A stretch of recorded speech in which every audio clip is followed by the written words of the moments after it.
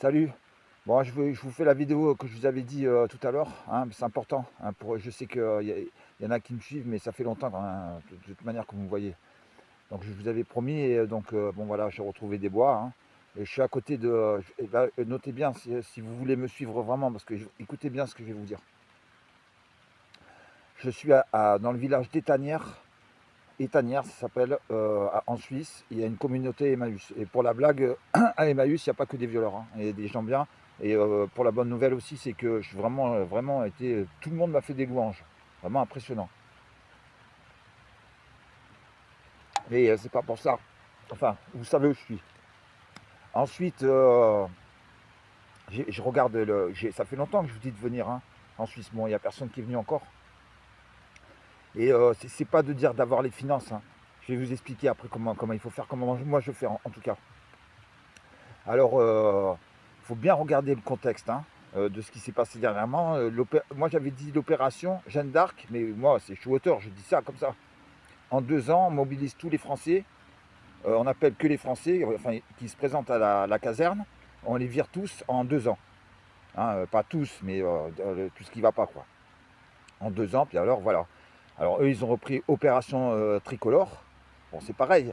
Mais on a vu, après, Mélenchon, il a dit non, non, mais c'est moi. Hein, parce que lui, là, c'est troupes. Et ces troupes, on sait ce qu'ils vont faire, hein. Ils ne vont pas se pacifier du jour au lendemain. Et donc, ils ont fait une espèce de déclaration de guerre, comme ça. Hein, là, une guerre civile, ils vont imposer leur truc, vu qu'ils ont les finances et les effectifs et les armes. Donc, pourquoi pas. Et c'est là qu'il y a quelqu'un qui a dit quelque chose ce matin qui est très intéressant, c'est que pour tous les intellectuels, il faut partir. Avant la guerre, c'est les intellectuels qui s'en vont parce que tu te fais tuer, clairement. Moi, avec les voitures comment dire, l'enseigne de l'entreprise pour m'écraser et tout, hein. Devant les caméras, ils s'en foutaient. Donc j'ai foutu le camp de la France. Là, Marion Maréchal, et vous aussi. Et demain, ils tireront avec un pistolet, carrément. Donc il faut partir. Voilà. Alors moi, on me dit, ouais, mais on peut pas faire comme toi, faire 50 km de vélo avec 20 kilos sur le dos et tout ça. Je dis pas que c'est facile, mais c'est possible. Et l'argent, c'est pareil. Moi, souvent, j'ai pas d'argent.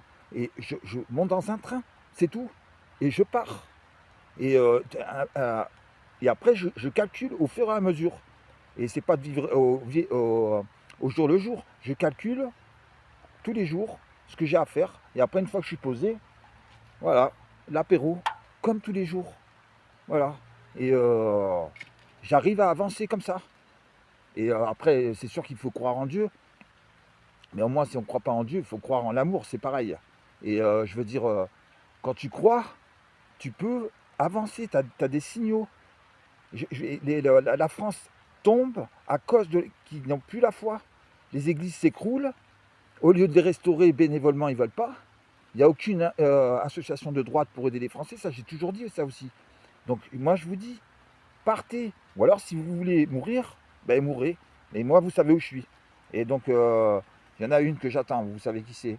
Et gros bisous.